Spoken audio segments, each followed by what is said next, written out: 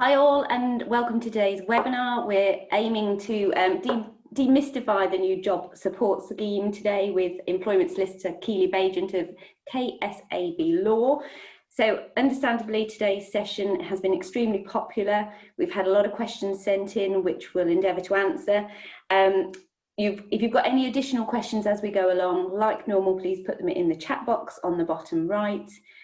So I'm aiming for the session to be an hour, no longer than an hour and a half, but if we do run over because of the volume of questions and you do need to leave, don't worry, we'll record the session and I'll send it to you along with all of the slides. So welcome back, Keeley, and thank you again for joining us, and thank you for all your ongoing support and advice. We do really appreciate it. So can we start with the basics, please? And can you outline what the key features of the job support scheme are? Yes, I will.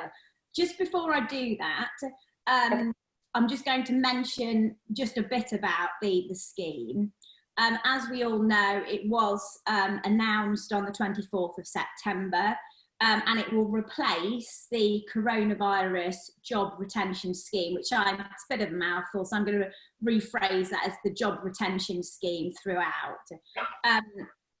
So this scheme, the new scheme, the JSS, the job support scheme, will commence on the 1st of November, and it will cease on the 30th of April 2021. As we know, the job retention scheme, the coronavirus job retention scheme, the previous scheme that we're currently working under now, will cease on the 31st of October. So obviously the JSS will kick in immediately upon the end of the job retention scheme. So what's the purpose of the scheme? It's to assist those employers facing lower demand over the winter months due to COVID, and who will no longer be able to use the job retention scheme. Have all the details of the scheme been published? Unfortunately not. So although I'm going to try my best to demystify some of the elements of the published scheme so far, unfortunately we're still waiting for the detailed guidance. So we're only 2 weeks to go nearly, but we're still waiting for the guidance, which is a bit unhelpful. But then if we look back at when the job retention scheme commenced, we had to wait for that guidance too, and actually it wasn't published until after that scheme commenced. So we are going to get the guidance. I don't know when it'll be, but obviously what we'll ensure we do is update you with regard to the elements that we can't answer today. So don't worry, we will let you know as soon as we know what those key points are. Yeah, and we'll put all of those key points into the Facebook groups. So you'll like Keeley says, you'll have them all as soon as we have anything. So just before we jump to the key elements then, just some relevant background as I've already touched upon. This job support scheme is going to replace the job retention scheme, but it is a different scheme. So employees do not have to have been on the previous scheme, and the same with employers. They don't have to have furloughed people and their employees before to use it. Original scheme, the furlough scheme, ended actually on the 30th of June. That was the first initial furlough scheme. And under the original scheme, employees who were furloughed could not be required to work. So if we cast our minds back, if we can remember that far back, they were not allowed to work. And obviously we've got issues at the moment where HMRC are conducting thousands, millions of investigations about that, and there's suspected fraud in a lot of sectors and by a lot of employers. So employees were not required to work during that initial scheme. Things changed on the 1st of July, if we remember, casting our minds back to the scheme that we're currently working under, the flexible furlough scheme. So employees at this point were permitted to work part-time, and in respect of their furloughed days or hours, they received furlough pay, and they weren't permitted to work during those furloughed hours. But of course they were working during their working hours. So let's have a look then at the, just on the reimbursement. The reimbursement that employers could seek per employee was capped until the 1st of August to the lower of 80% of wage costs, or £2,500 per calendar month, plus employer national insurance contributions and employer auto enrolment pension contributions on the furlough pay for hours not worked. Since the 1st of August, employers have been required to contribute towards furlough pay on the sliding scale. So let's have a look then at the new scheme. And I'm just going to share a slide, and we'll just have a look at the main points, which we'll then look at in more detail during the discussion. So the government's objective then in introducing the JSS is to encourage short hours working rather than redundancies.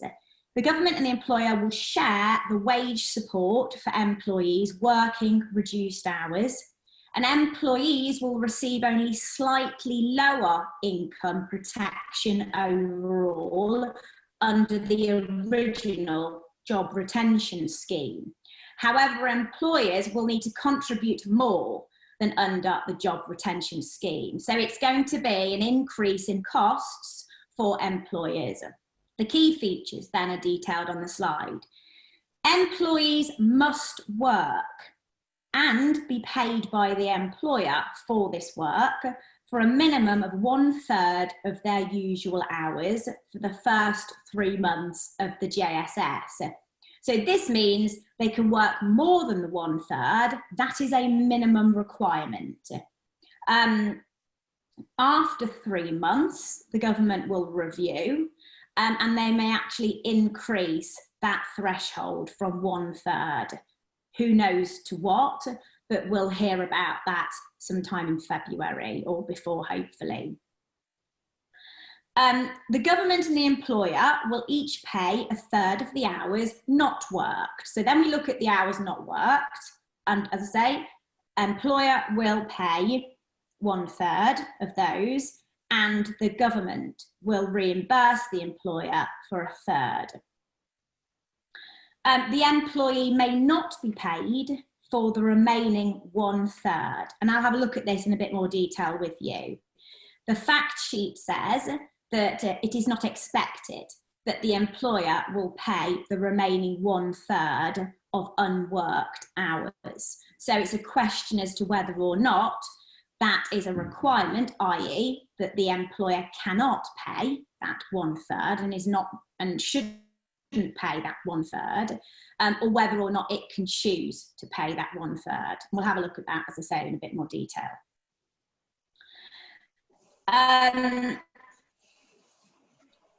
The level of the government grant will be capped again, but this time at £697.92 a month per eligible employee. The grant will not cover Class 1 employer national insurance contributions or pension contributions, which will remain payable by the employer. So that's the same that has been the case and has been the case since the 1st of August. To be eligible, employees must have been on their employer's PAYE payroll on or before the 23rd of September. And there is no requirement, as I said before, that they were previously furloughed under the job retention scheme. Employees will be able to cycle on and off the scheme and will not have to work the same pattern each month. But each short-time working arrangement must cover at least 7 days. And that's key. And as I say, we'll look at that in a bit more detail. Employees cannot be made redundant or given notice of redundancy during the period for which their employer is claiming the grant for them. And I know we've got some questions on redundancy, which we'll come to. All small and medium businesses, regardless of sector, can participate in the JSS. Larger businesses will only be eligible if their turnover has fallen during the pandemic and the government expects that they will not be making capital distributions, i.e. paying out dividends, while using the JSS. The JSS is open to employers throughout the UK with a UK bank account and a UK PAYE scheme, regardless of whether they have used the job retention scheme before. And employers who retain previously furloughed staff on shorter hours will be able to claim under both the JSS and the jobs retention bonus. So as long as they have furloughed staff, that will be the requirement in order to get the bonus. Employees do not need to have to participate in the JSS to be able to get the bonus. The government grant can only be used as reimbursement for wage costs actually incurred. So employers cannot defer the payment to employees until they've received payment from the government. And I know some employers are actually doing that under the furlough scheme. So that's a no-no now under this scheme. So no doubt, sorry, I've not pushed on these slides. So they're the remaining ones that I've just gone through. So no doubt then, this has raised a number of questions in your minds. And as I say, these are the key features of the scheme. So what we'll do now is we'll have a look at some of those key features in a bit more detail. Keeley, just before we move on, yes.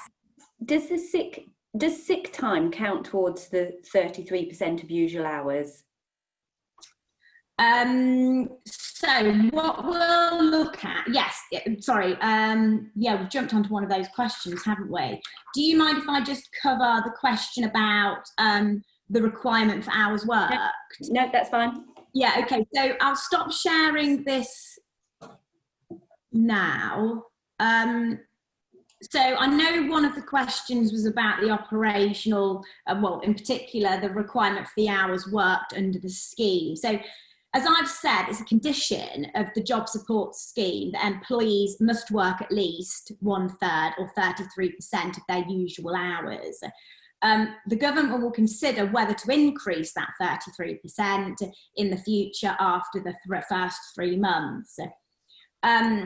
An employee's usual hours will need to be based on their pre-furlough hours if they have been previously furloughed. So we're going to have to go back, which is common sense. We need to go back to when they were originally working their usual hours to be able to assess what they were, or turn to the contract. So the issue with this is that some businesses may not be able to guarantee to give their employees at least 1/3 or 33% of their usual working time or usual working hours. And this is going to cause some employers difficulty in being able to access the scheme because it is a precondition. So for those jobs that are not viable in the short term, they may be viable in the long term, but at the moment there is no work to be given to these employees to cover the 1/3 condition, then unfortunately those employees or employers cannot use the scheme. So it's going to be a sticking point for some employers and employees. In looking at what is the usual working hours for employees, as I've said, we need to look at the pre-furlough, if it's applicable, position to determine that. It may be determined by the contract of employment detailing what the normal hours of work for the employee is. And if it is, that's a fixed rate of hours. If the hours varied from week to week, then we need to look at the guidance on how to assess what the usual working hours are. And we're looking then at the previous financial year and taking an average, if that's possible, or alternatively look at the corresponding month in the previous year. And we look at those two factors, i.e. the average of the previous financial year, or the corresponding month in the previous financial year, and take the greater.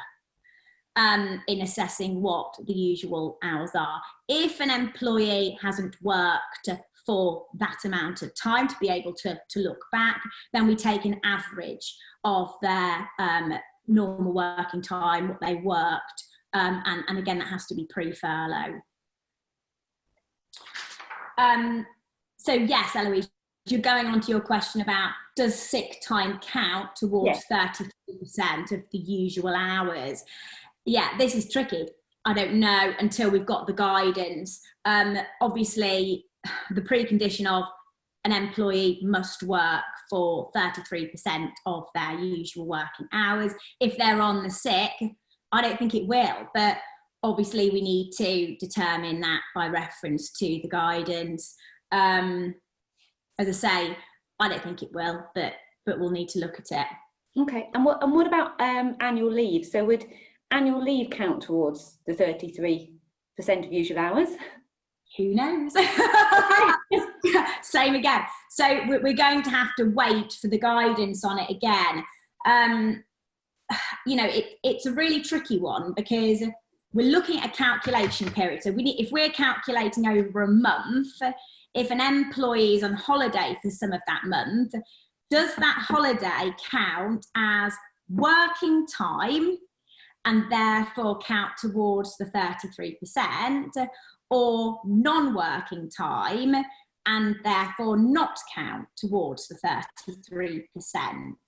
And if over the calculation period of, say, a month, an employee is only on holiday for, say, 2 days, 3 days, or 4 days, then hopefully the majority of that month will mean that they have worked in that period for 33% or more of their time. Now, that's if the 33% of time is being looked at over the calculation period of 1 month, or it's being looked at over a shorter period, say for 7 days, because it's still not clear what periods we're going to have to look at to determine the 33% requirement. Does that make sense? Yes, that does, yeah.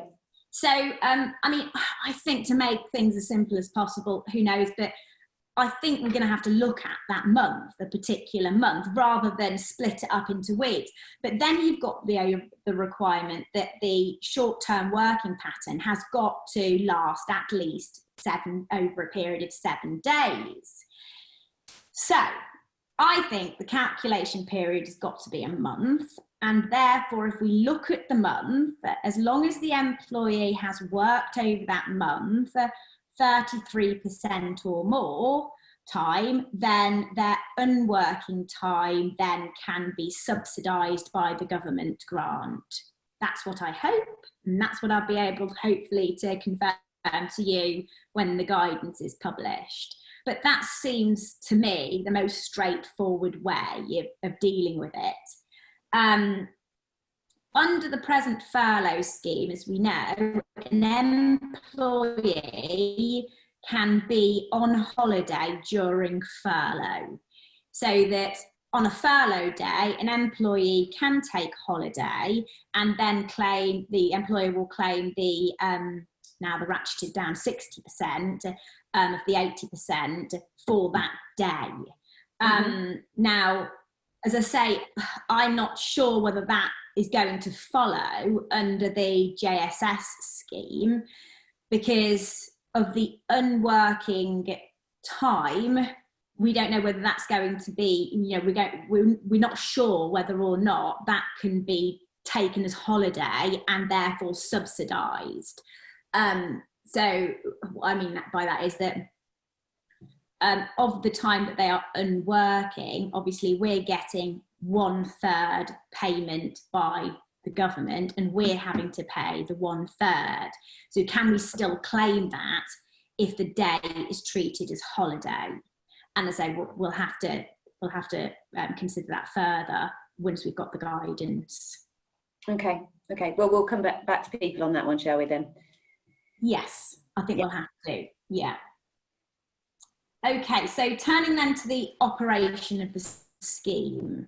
Yeah. Okay. So, so on the JSS looking at how it operates, how will a claim be made and how long will an employer have to wait before we're reimbursed? Okay, so as we know, the scheme's going to open on the 1st of November and end in April, at the end of April 2021. Employers are going to be able to make their first claim online through gov.uk from December, so from the 1st of December of this year. So the fact sheet about the scheme states that employers will be paid on a monthly basis. And as the scheme opens on the 1st of November and claims cannot be submitted until December via the new portal, depending on the timing of an employer's payroll run, employers may have to wait at least a month before they can make that initial claim. So there's going to be another delay, unfortunately, like there was at the start of the furlough scheme, before we get the reimbursement from HMRC of the subsidised 1/3 of non-working time.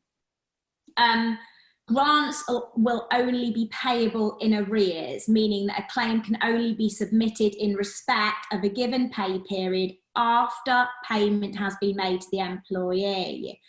And that's been reported to HMRC via the RTI submission. So, you know, we're having to, this is a reimbursement of funds. So we have to evidence that that money has been paid to the employee before we can get reimbursement by HMRC, which actually may be different from the present process in respect of some employers. Yes. So it's a reimbursement of funds paid. Okay.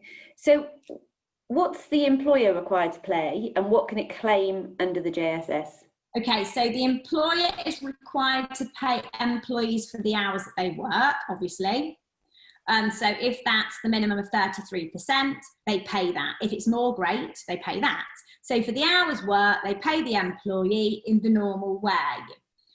In respect then of hours not worked, the employer is required to pay the 1/3. They are also required to pay another 1/3 that they will then get reimbursed by HMRC. In relation to the third 1/3, we'll deal with and discuss in a minute, but that is being expected not to be paid.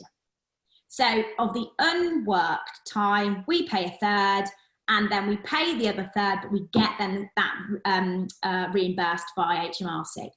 Okay, so can an employer voluntarily top up the payment for those non-worked hours? Okay, so that moves us on to the question mark. So the fact sheet says that the employer is expected not to be able to pay that remaining 1/3 in relation to unworked time. So generally, it appears that it's not an expectation that employers will be able to pay that 1/3. Now, does that mean an employer is being prevented from paying the 1/3 top up? Or does it mean that they can choose whether to pay it or not? And that's the question mark. I think they'll be able to choose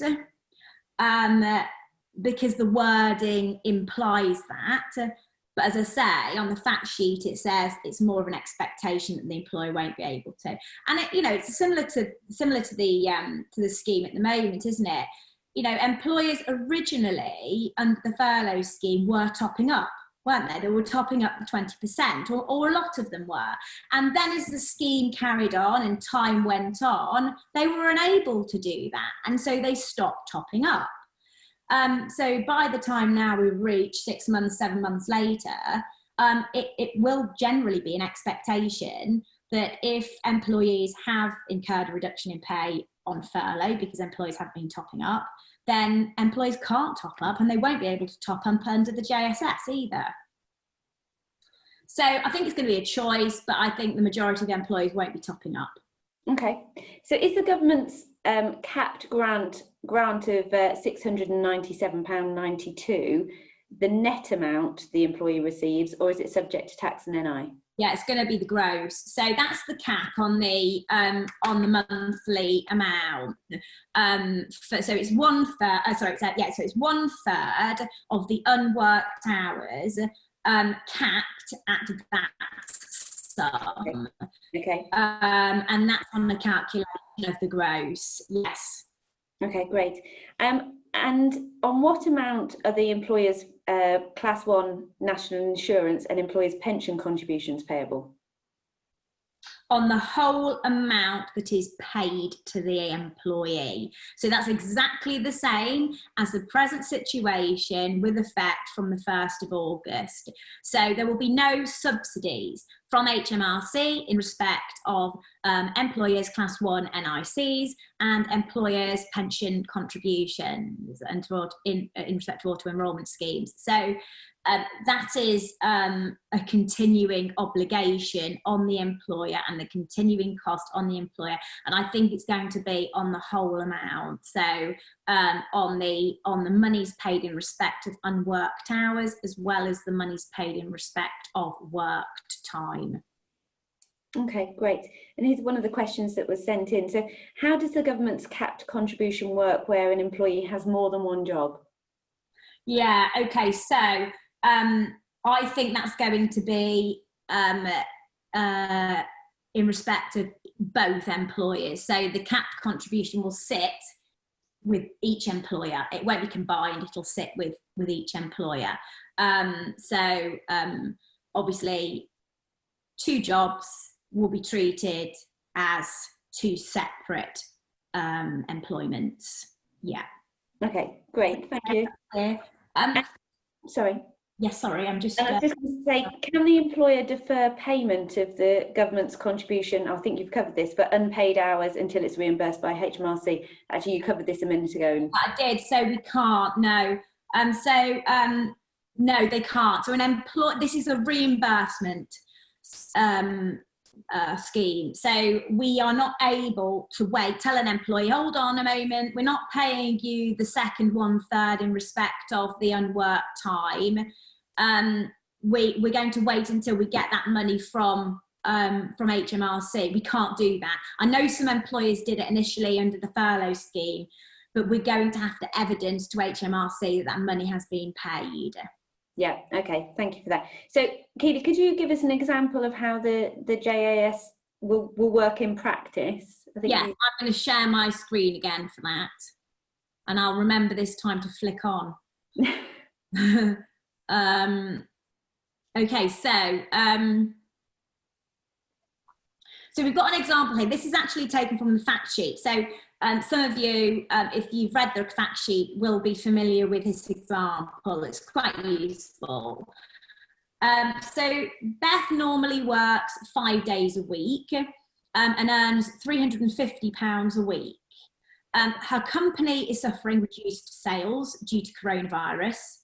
And rather than making Beth redundant, the company puts Beth on the JSS, working 2 days a week. So that's 40% of her usual hours. So obviously that meets the minimum 33%. So it ticks that box.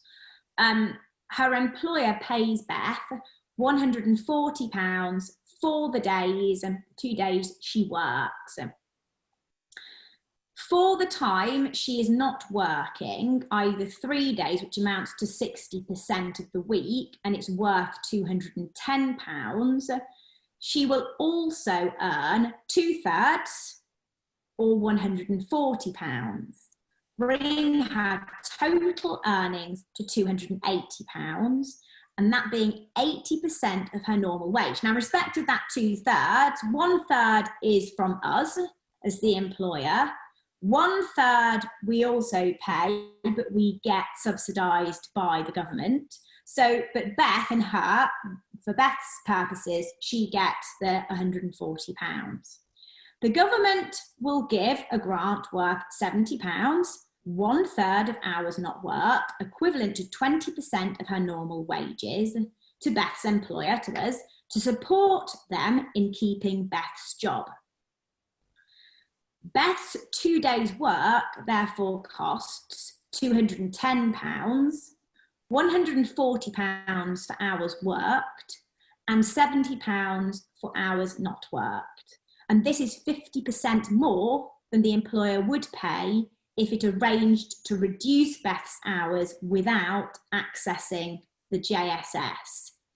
So I think that's quite a useful example. And what we can do is, in our businesses, is use that really to do our own calculations, to assess, really whether or not we're going to be financially able to do this for a number of employees. Because, obviously it's very fact specific in terms of what an employer thinks in terms of how much use or how much work they have for any particular employee, and therefore how much cost it's going to incur to use the scheme. What is useful as well on the fact sheet is this little chart. And so we've got here a list of and percentages that is, I say, quite useful. So if we look at the first column on the top, hours employee worked, so that's then starts off with, say, the 33%, so that's the minimum. And then it will increase in here, say, oh, can you see my screen, everybody? Because I've just been told my internet connection is a bit unstable. Am I okay? So 33%, then 40%, 50%, 60%, and 70%. So these are the hours, say, we're asking the employee to work. Second row down, hours employee not working. So if they're working 33%, they're not working 67%, and then it goes up, or down actually for this one, isn't it? Down. The third row then, employee earnings, percentage of normal wages. So this is what the employee is going to be earning by working and not working, those percentages. So on the first column, they will be earning 78% of their normal wages. Then it goes to 80%, 83%, 87%, and 90%. The next row is the government grant, percentage of normal wages. So if the employee is working 33%, we're getting 22% from the government. And as they increase their hours, working hours, we're obviously then getting less from the government grant. And then the last row then, we've got employer costs. So these are our costs. So if they are only working 33%, our cost is going to be 55%. And obviously, as they increase their hours of working, our cost increases. So I think that's actually really helpful to be able to make our own calculations in terms of cost.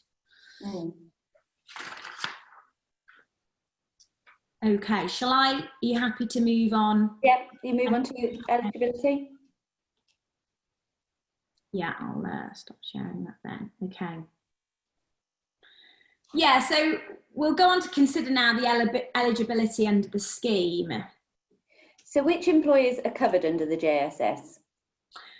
Yeah, so it's going to be open to all employers with a UK bank account and with a UK PAYE system, regardless of whether or not they have accessed or used the furlough scheme before, and it applies to all sectors.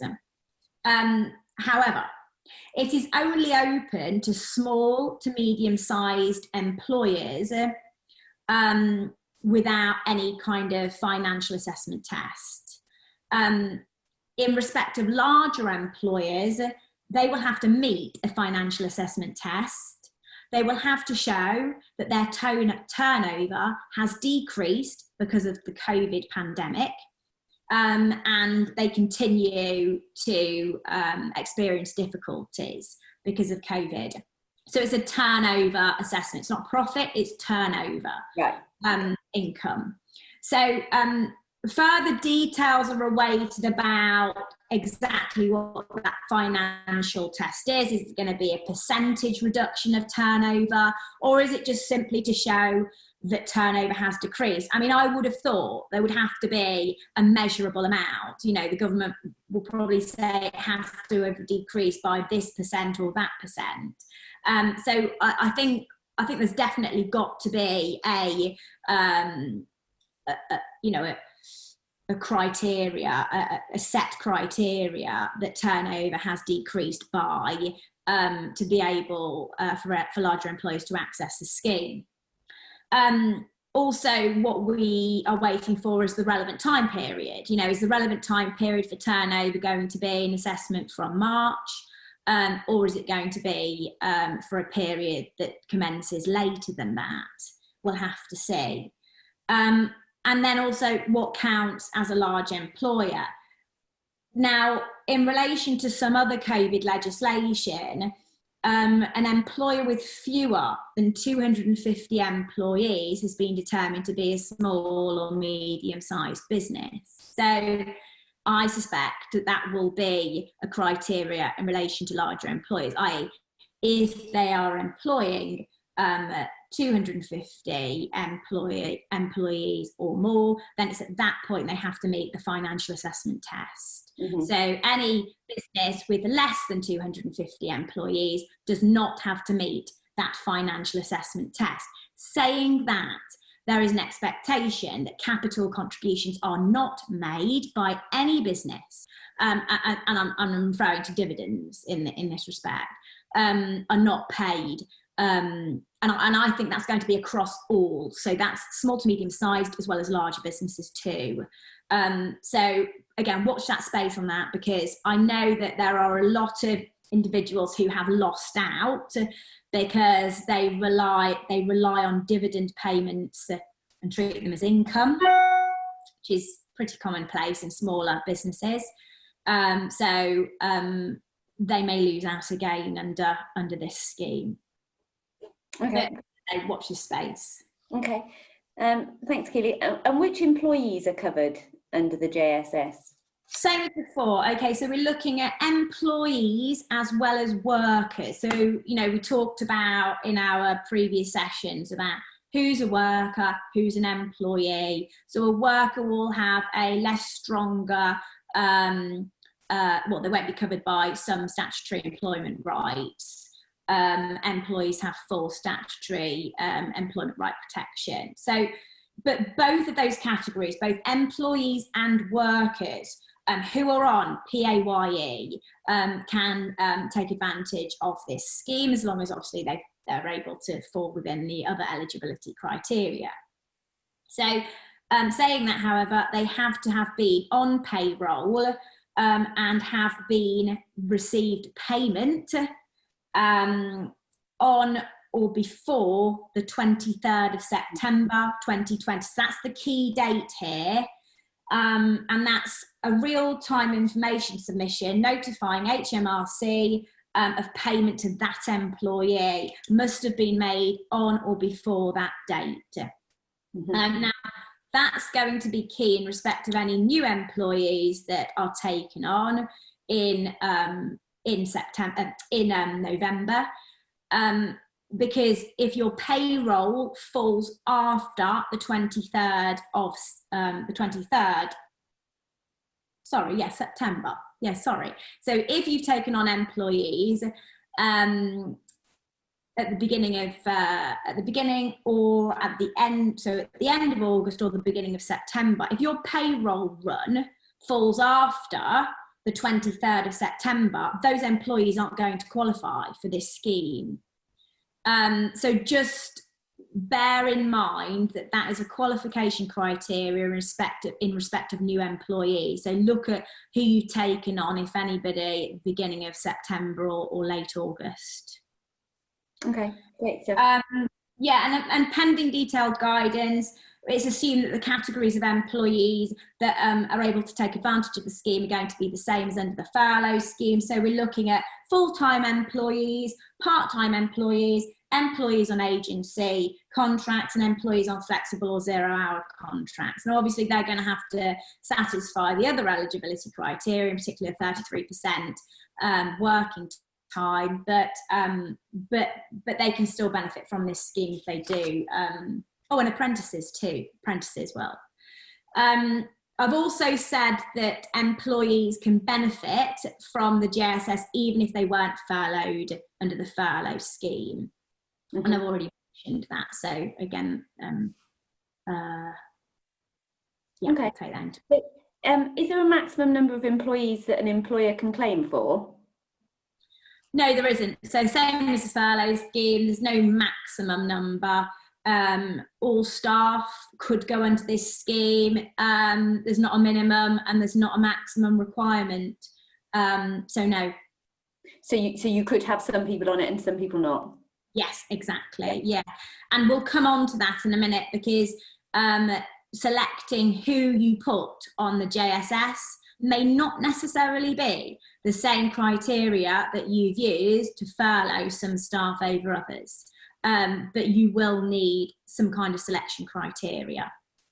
Okay, and Dawn's just asked a question. She's saying, will holiday be paid as usual at full-time rate? Well, we started with that in the fact that we don't know yet, do we? Yeah, no, but I think it'll have to be, because under the working time regs, we are required to pay holiday at full pay. So, and holiday will accrue in the normal way during JSS. They are still employees and they are still under contract with us. So it will accrue in the same way. And if they take holiday, it will have to be paid for as full pay. What we don't know is whether or not that holiday day can count towards the 33% minimum working time to be able to take advantage of the scheme. And then whether or not we can therefore seek reimbursement of percentage paid if we can treat them as being not working during that time. But yes, they will have to receive full pay. And I appreciate then people might be thinking, well, hold on a minute here.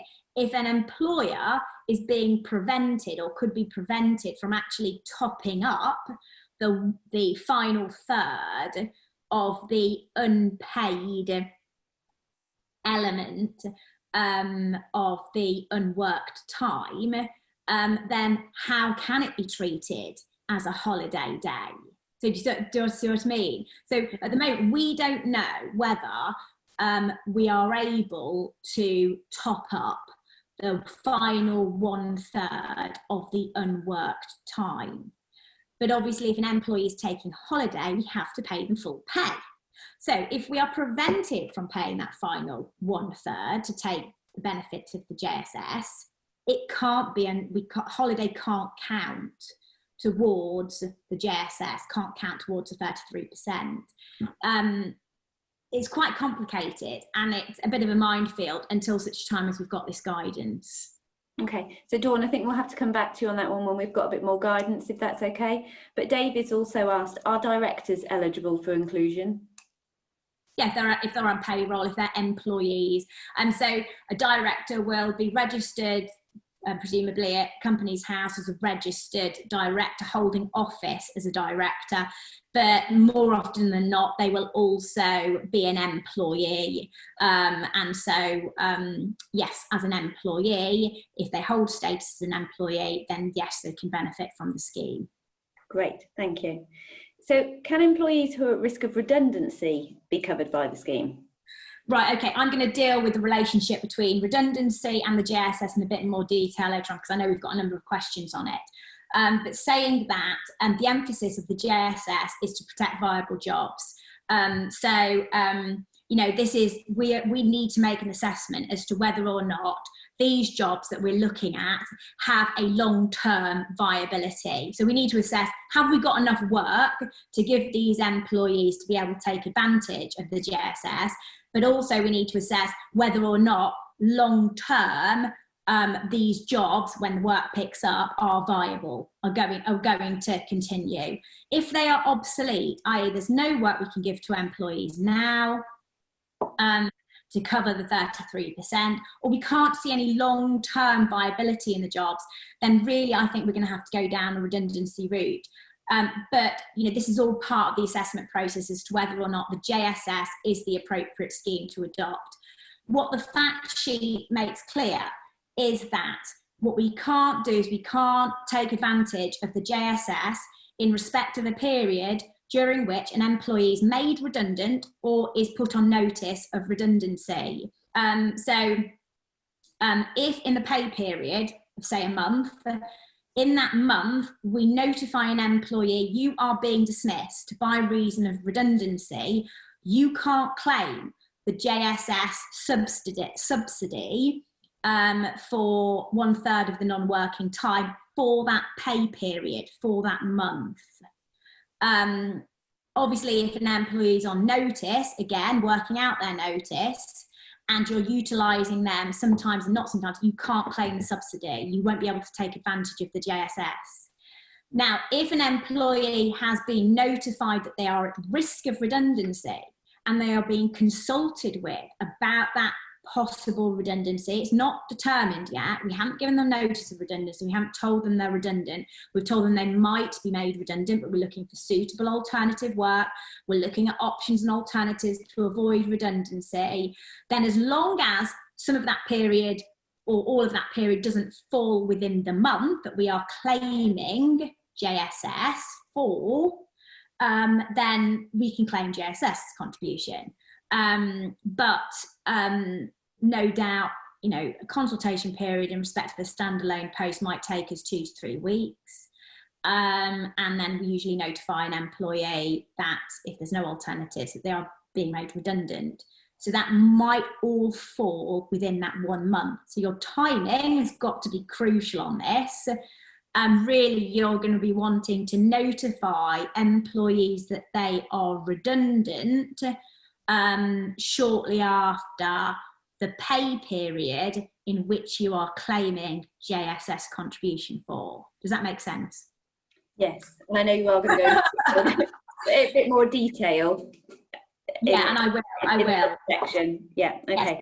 Yes, so can employees whose employment has been terminated after the scheme was announced be re-engaged by their previous employer and put then on the short-term working? No. So employees must be on PAYE payroll and notified to HMRC on an RTI submission on or before the 23rd of September. So that's the key thing. So they have got to be on payroll and they've got to be receiving payment on that date. So, so for those who have been terminated before that date, you can't then we can't re-employ them. And I know that was obviously something that was happening in the furlough scheme that was permitted. Yeah. So are employees on statutory family leave, long-term sick leave or shielding, are those employees covered? So we're waiting for guidance on it, really.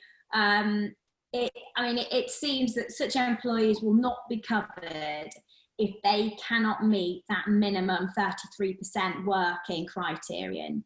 So they have got to be working for the 33% of time. If they're therefore on long-term sick or on statutory family leave, then they're not going to be able to meet that 33% working criterion. Shielding is a bit different, and I know somebody asked about this, because the guidance or the direction has now changed so that there's no longer a government direction for vulnerable people to shield. That has now ceased, and therefore it's more the local rules that apply in the local areas that determine, the restrictions on meeting and shielding requirements. So obviously before, when there was a direction for certain people to shield, sick pay provisions kicked in, or alternatively we could furlough them.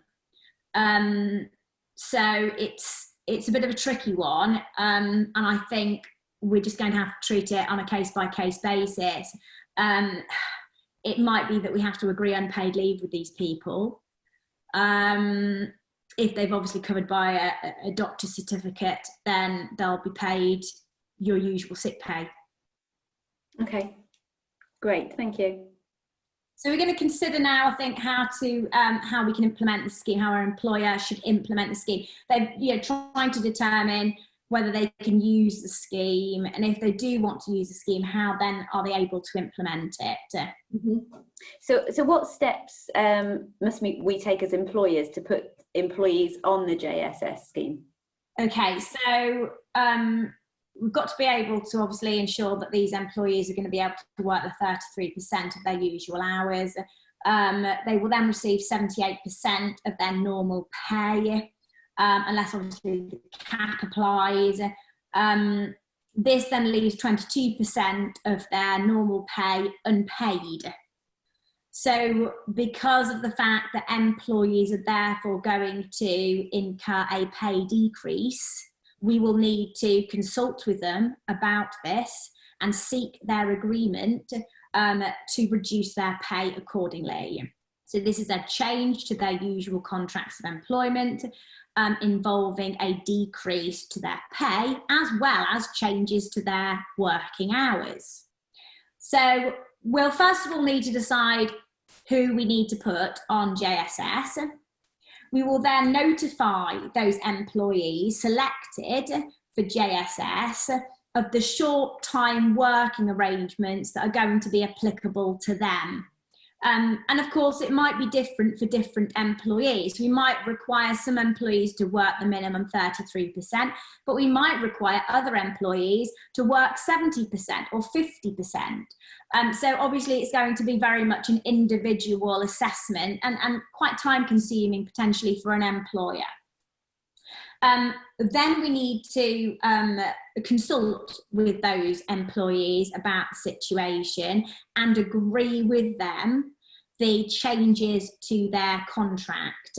We'll be advising them that we would like to use the job support scheme, the JSS scheme, in order to be able to retain them. We see that there is long-term viability for their role, but obviously there's insufficient work to keep them occupied full-time at the present time. And therefore we want to use the scheme in order to prevent us from having to go through a redundancy process with them.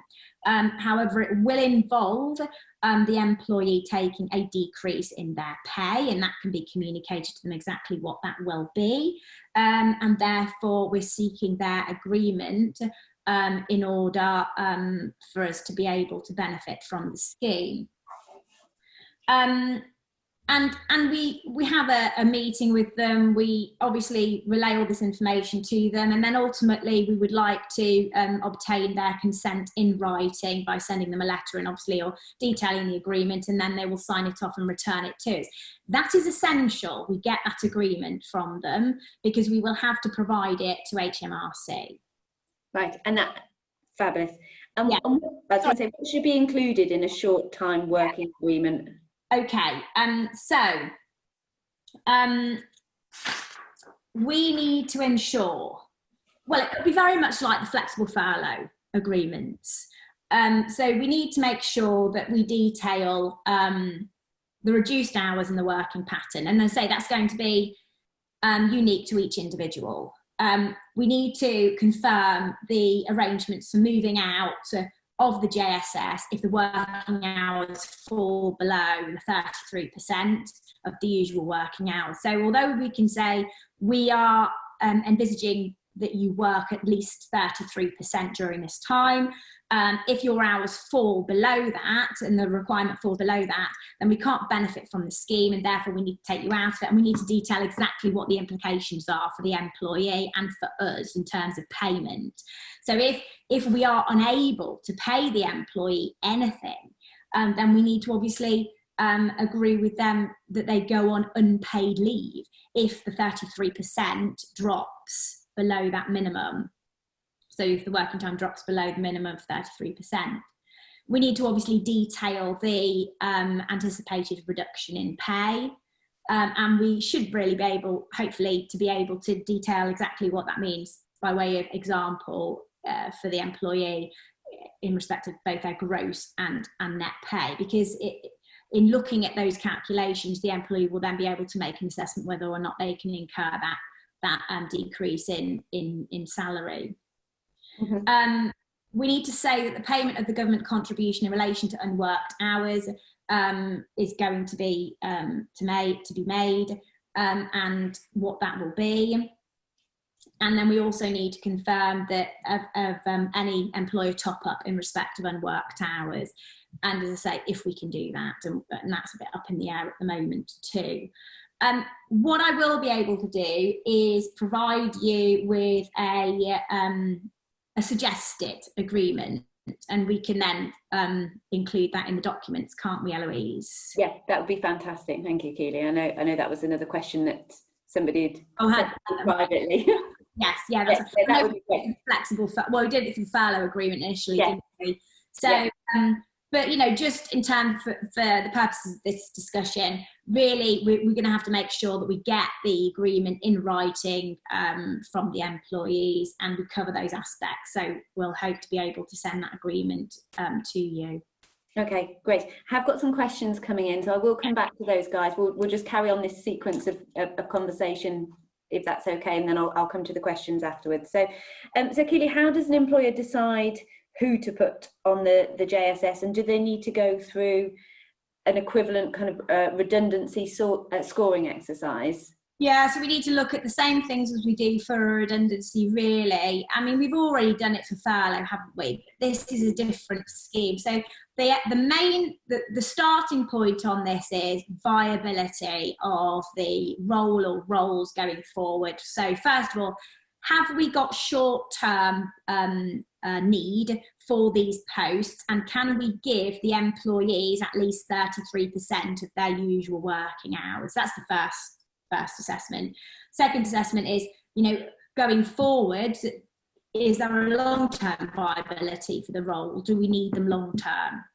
And once we've ticked the boxes on those two, then we'll need to look at who we place on JSS and who we don't place on JSS. And if we've got people who we've decided actually we'll put on JSS, but we won't put others, and they're doing similar jobs, so they're in a pool, they're in a department of conducting similar jobs, similar roles, and we're deciding who to put on JSS and who not to. So we're requiring some to work their full time and some to reduce their hours by up to the minimum of 33%. Then I think it's got to be an objective selection process, because we will have to be able to evidence why we have selected some and not others from that relevant pool.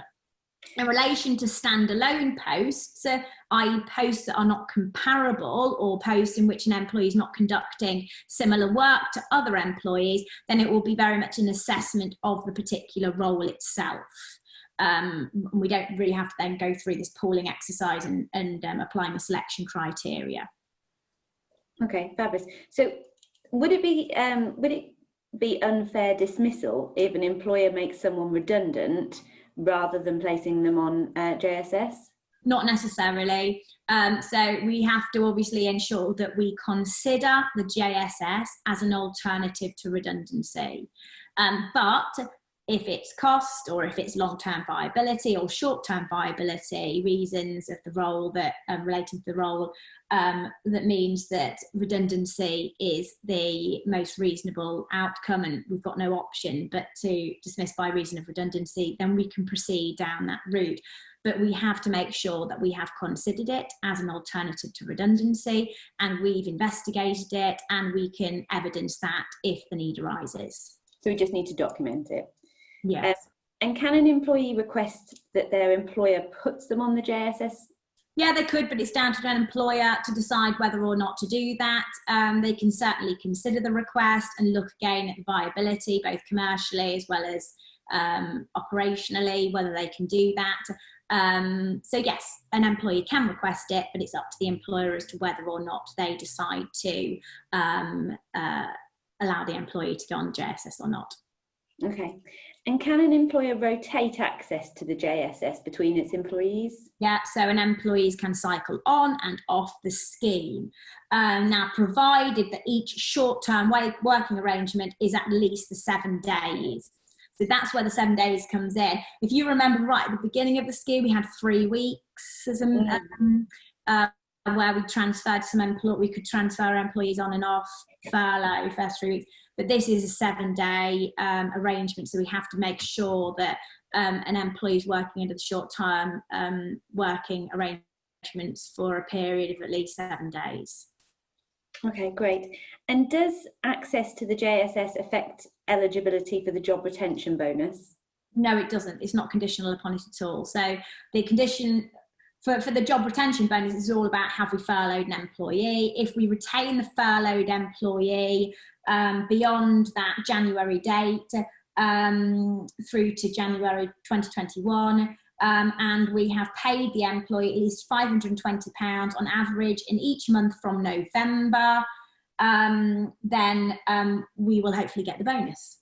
And also, just to mention, the money that we receive from the JSS can count towards that £520 average payment calculation for from November onwards. Okay, fabulous. And that job retention bonus, do employers need to apply for it, or will they get it automatically? They have to apply for it, because otherwise HMRC are not going to know. I mean, they might have to provide particular evidence, obviously, to support their claim, which HMRC should have anyway. But yes, I believe they have to apply for it, but I will check. Okay, great stuff. And the final kind of question in this section before we go on to some questions in the chat box. Will employers need to collectively consult if they intend to put 20 or more employees on JSS? They may well do. So if an employer is telling employees that we need to place you on the JSS in order to prevent redundancies, but if you don't accept going on to the JSS and the decrease in pay that will incur, then we will have to make redundancies, and that affects 20 or more employees in a period of 90 days or less.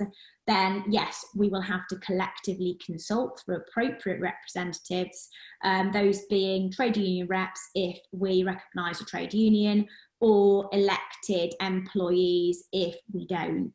And that's elected employees elected and nominated, or nominated and elected by affected employees in the workplace. So, you know, the first step is to try and agree for employees to go on the JSS. But if they don't agree, and so we have to then move to dismissal by reason of redundancy, then we will be caught by those rules. And obviously, provided it only affects 20 or more, if we're proposing to make 20 or more redundancies in a period of 90 days or less. Mm-hmm. Okay, great, thank you. So before we go on, if we just go to some questions in the chat box. So Marie's asked, if somebody is working part-time because they're shielding 50% of their time due to a vulnerable child, so they're working 50% of the day, Monday to Friday, and they're currently claiming furlough, could they claim under the JSS because they're working 50% of the week?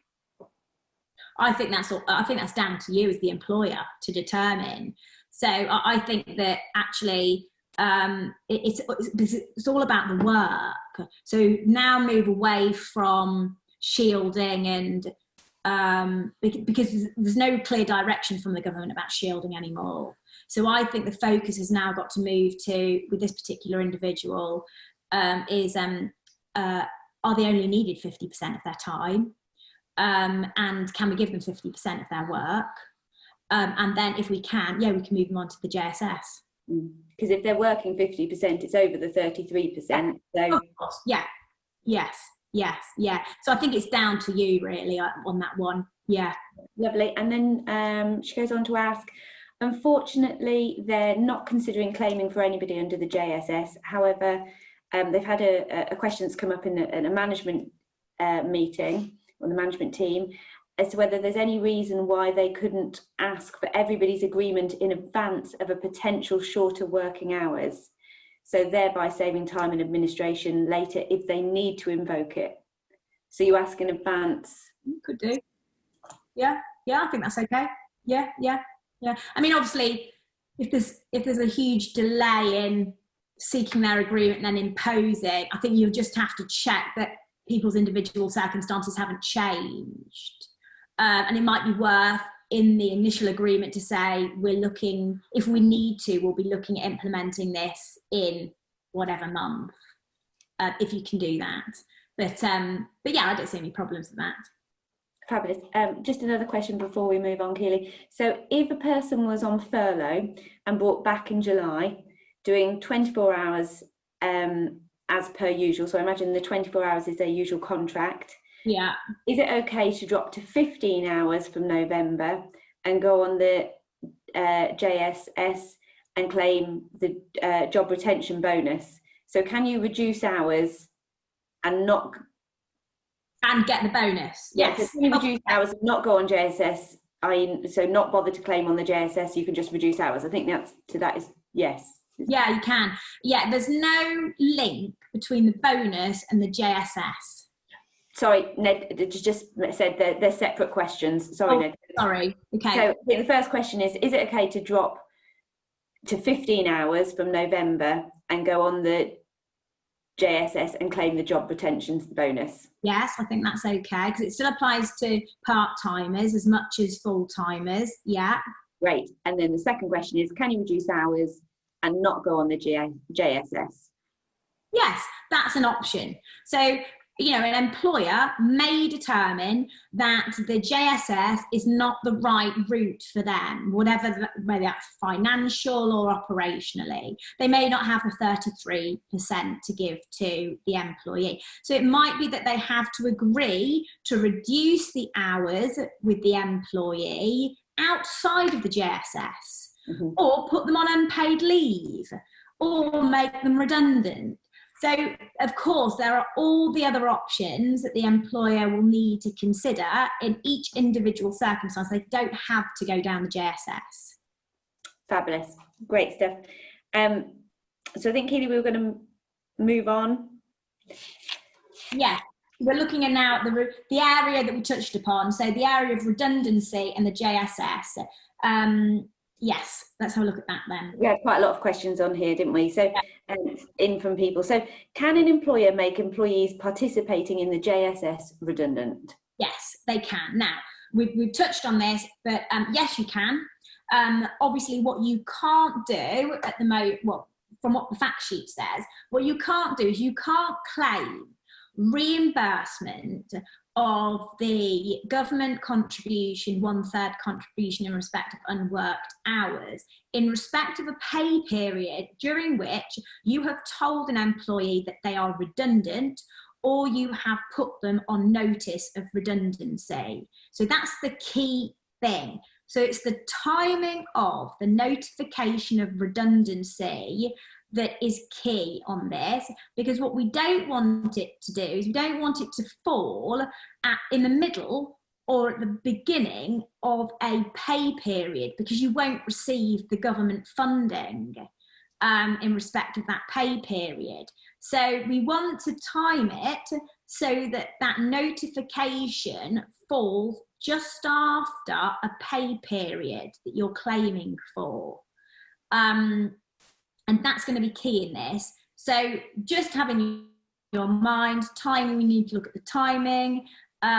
If we're going through a consultation process to make an employee redundant, I think we can still claim the government contribution in respect to that consultation period, as long as that consultation period, during that consultation period, we haven't obviously advised them that they are redundant, and that falls within the pay period that we're claiming for. So consultation is okay. We just need to look at, and we can claim for the government grant in relation to consultation period, but what we can't do is we can't claim the government grant in respect of a pay period in which we have told an employee that they are redundant or given notice of redundancy. Okay, great. Can an employee on JSS be served with notice, and what notice pay are they entitled to? Yeah, so yeah, they can be served with notice if it's notice of redundancy, or whatever. Yeah, they can be served with notice, that they won't receive for the notice period if they're required to work out their notice period, or if they're not, if they're paid in lieu of notice, they will not receive any government contribution to that money. So just bear that in mind, which is obviously different to the furlough scheme, because at the moment we can give notice of redundancy, ask employees to work out their notice, and then recover the furlough pay that is attributable to that notice period. That is not going to be the case for JSS. We will not be able to claim the government contribution element to unworked hours for anybody who is sitting on notice of redundancy. Yeah, okay, great. And how will potentially moving employees on and off the JSS affect the collective consultation process? Yeah, this is one of the questions. I don't think it will. I mean, it might slow things down a bit, like we said during the furlough. So it might slow things down a bit to be able to properly consult with employees during collective consultation. I mean, obviously, they're only going to be in the workplace or working and available to work for a minimum of 33% of their time.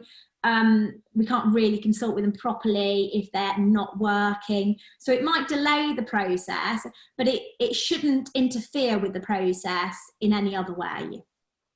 Fabulous. And how should employers approach redundancy pooling where some employers participate in the JSS and others don't? You just need to ignore the fact that some employees are on JSS and some aren't. So it's irrelevant to the question of pooling. We go back to, are employees doing a similar job, whether or not they're on JSS, furlough, or whatever. So are a group of employees doing a similar job? Is there interchangeable work between these employees? If there is, then they are a pool, and a selection criteria should be applied to that pool to select the lowest scoring employees to be at risk of redundancy. Having a selection criteria that includes that includes people being on JSS, I don't think is going to be particularly fair, because they're all doing, the assessment is, are they doing similar work? And if they are pooled and a selection criteria applied, whether or not they're on JSS or at work full time, or all of their usual working hours. Mm-hmm. Great stuff.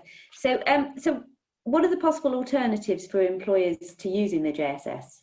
Yes, we've touched upon this. So an employer is not being forced down the JSS route, whether or not it's previously used the furlough scheme.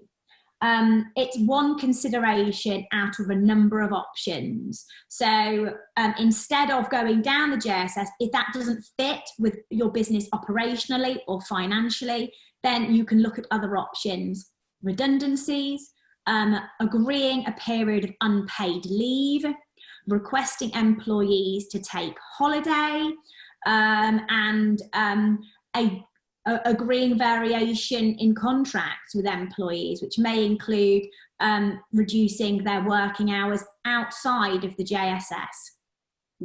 Which takes me back onto Ned's put something else in the chat box. Apologies, when I asked you the question before, I said that the person was on furlough. So the person isn't on furlough. So he's employed a person who's been working from April. So they've been employed from April, working 24 hours. Sorry, I'm just reading the chat box at the same time. So a person was not on furlough, but employed from April, working 24 hours. From November, is it okay to go on the JSS, dropping to 15 hours? Yes, because it's not conditional upon the employee having been previously furloughed. No, so furlough or not furlough, it doesn't matter. That they were 24 hours, yes. Working 24 hours, he can drop them to 15 hours. Yes, that's more than 30. To go on the JSS. Yeah, I think it is. Yeah. Yes. Great. Ned, if I've got that wrong again, then hang on and wait to the end, and we'll unmute you. He's just saying, is it suspicious that you dropped from 24 to 15 hours on November the 1st? No, as long as you can evidence a drop. Well, I mean, do you need to evidence a drop? Yeah, I mean, I think you do, don't you? I think it would be necessary for you to be able to clarify why you're dropping. But it might be that the work has reduced to the extent that you need to reduce their hours to 15. So yeah, I mean, I would hope you'd be able to evidence it, Ned. Okay, great, thank you. So back to our questions that we've had in previously. So given that employees will have to match a third funding towards the unworked hours, what do you think the uptake on the scheme will be? As it may not be as attractive, it may not be an attractive scheme for a lot of employers. Yeah, it may not be. I mean, this is a totally different, well, it's not totally, but it is a different scheme to the furlough scheme. The main point being that employees are required to work at least 33% of their time. So that's not going to be a possibility for some employers. So it won't be taken up probably by as many employers as has the furlough scheme been taken up. So yes, I think it is going to be generally less attractive. Also, what will put employers off is the increase in cost to the employer. So this is a more costly scheme to run than the previous furlough scheme. But it might fit some employers. As I say, I mean, I think the percentage will be down in terms of take-up, but it might suit some employers, particularly in the leisure sectors and the retail sectors, and they may be able to utilise it. Okay. And what will happen if an employer is forced to temporarily shut or prevent employees from working the minimum required number of hours because of a local lockdown, or if we have any, like, national restrictions? Yeah, so this is the 9th of October announcement. I'm just going to share my screen on this and just run through these slides really quickly.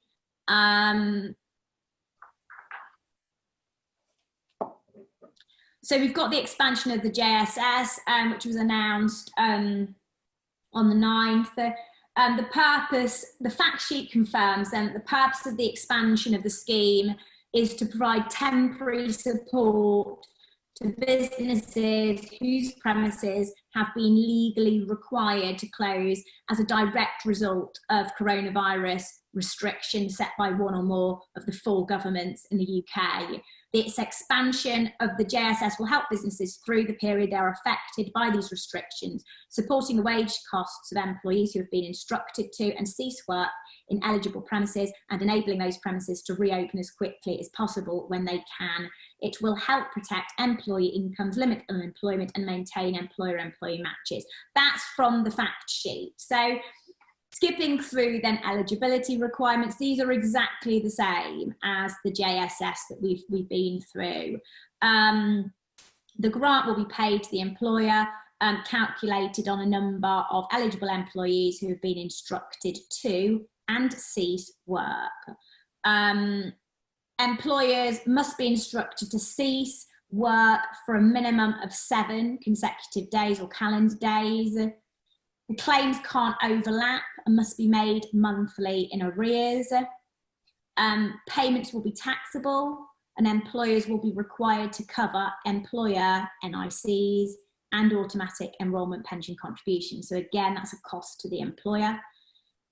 Employers can top up employees' pay under this expansion, and the grant per eligible employee is 2/3 of their normal pay, up to a limit of £2,100 per month. Employers will be able to claim the bonus for employees provided they are eligible and previously took advantage of the furlough scheme in the same way as before, and the grants go towards the minimum income threshold for that bonus payment, which we've looked at. And employees cannot be made redundant or put on notice of redundancy during the period within which their employer is claiming the grant for that employee. So the same provision applies here as what we've just been through in respect of the main scheme. What does the grant cover?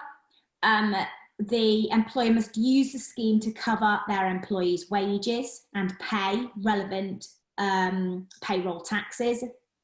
The grant will not cover Class 1 employer NICs or pension contributions, although these contributions will remain payable by the employer, and payments will be made in arrears, reimbursing the employer for the government's contribution. How can the claims be made? The scheme is available again from 1st of November for 6 months. It will be reviewed in January. Employers will be able to make the claim on a monthly basis online through gov.uk from December, and this will be reviewed in January. So, I mean, in terms of the expansion, again, what you're going to have to do is get agreements in place with employees to be able to reduce their pay to the 2/3 if you're not going to top up. So if employees are not going to be able to top up on a local lockdown measure, then, as I say, they will need agreements to ensure that employees agree to that reduction in pay to the 2/3. And that's something that I can send over again, Eloise. Yeah, thank you. Thanks, Keeley. So last few question, what checks do you think HMRC will carry out on the use of the JSS by employers? Okay, so we have had fraudulent claims being investigated by HMRC in respect to the furlough scheme, and there are, rumours of millions of pounds being recovered by way of fraudulent claims. In respect of this scheme is slightly different because HMRC have said that they are going to notify the employee of the money that is being paid to the employer in respect of them. So the employees will actually be told what is being claimed in respect of them, which is obviously different to the furlough scheme. There have been situations where employees do not even know that the employer has been claiming furlough monies in respect of them. They're carrying on working. Employers have made fraudulent claims in respect of them, and they don't know. So this will hopefully prevent that, and that's why it's in there. Obviously, HMRC has powers to recoup the monies if they've been made in error or fraudulently, which is obviously the same as under the job retention scheme. And obviously, as before, as I've said, HMRC will require copies of these agreements as well. If on request, they will need a copy of the agreements. Yeah. Okay. Fabulous. And final question: how does short time working under the JSS differ from flexible furlough under the job retention scheme? Yeah, I mean, we've looked at the differences really as we've gone along. The main requirement is that employees are going to need to work at least the 33% of their usual working hours, which was obviously absent under the furlough scheme. The government's contribution to non-worked hours under the JSS is a maximum of 22% of wages subject to a cap. And until 31st of August, the government contributed 80% of wages subject to a cap, reducing on a sliding scale to 60% of wages by the end of the job retention scheme. So that's again a difference. The next difference is that the government's grant under the job support scheme does not cover employer pension contributions or Class 1 NICs, which it did under the job retention scheme up until the 1st of August. Another difference, JSS cannot be used where an employee has been made redundant or is under notice of redundancy, which is obviously different to the furlough scheme when we can claim the furlough pay element in respect of an employee who's working out their notice, ethically right or wrong. And then a further difference is the JSS is only open to small and medium-sized employers and those large employers that can demonstrate an adverse impact due to the pandemic. The job retention scheme is obviously open to all employers, irrespective of their size. Employers do not need to have been furloughed. Employees under the job retention scheme to qualify for a grant under the JSS. And in order to qualify for the flexible furlough scheme under the job retention scheme, employees had to have started furlough on or before the 10th of June, unless they were on a long period of statutory family leave or military reservist on a period of mobilisation on the 10th of June. So again, that's another difference. Last two differences then, both the job retention scheme and the JSS allow employees to rotate in and out of the scheme, but the JSS requires each short time working arrangement to cover at least 7 days, whereas there is no limit on the length of rotation for flexible furlough under the job retention scheme. A 3-week limit did apply initially, but obviously then it was removed. Mm-hmm. And then lastly, an employer must pay employees the government's capped contribution and then seek reimbursement from HMRC. And under the job retention scheme, it is possible to claim in advance of a payroll run. But I mean, that might be difficult, but that is a difference. Great. Thank you so much, Keeley. You've been as informative and thorough as usual. I hope everybody feels a bit more comfortable with the scheme now. Anything that we haven't been able to clarify today, we will come back to you on the Facebook group. But if anybody's got any further questions that you want us to tackle or Keeley to tackle, then feel free to email me or post into the Facebook group, and we'll come back to you. If anybody's not on the Facebook group and they'd like to be, then email me and we can have a conversation to eshelton@vanillarecruitment.co.uk. But thank you again, everybody, for joining us, and Keeley for all of your answers, and we'll meet up with you all again hopefully soon.